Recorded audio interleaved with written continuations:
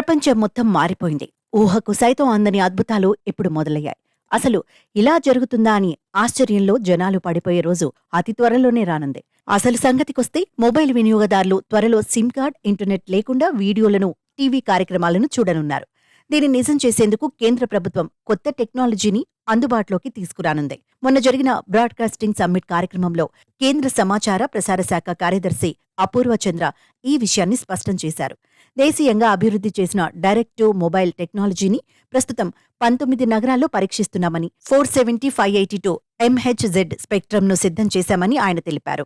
25-30% video traffic ని direct to mobile టెక్నాలజీకి మార్చటం వల్ల 5G నెట్వర్క్ మరింత వేగవంతంగా పనిచేస్తుందని, దేశీయ డిజిటలీకరణను వేగవంతం చేసి కంటెంట్ డెలివరీని పెంచుతుందని అపూర్వ చంద్ర వివరించారు. గతేడాది డైరెక్ట్ టు మొబైల్ను బెంగళూరు, ఢిల్లీలోని ఎంపిక చేసిన ప్రాంతాల్లో పైలట్ ప్రాజెక్టుగా పరీక్షించారు.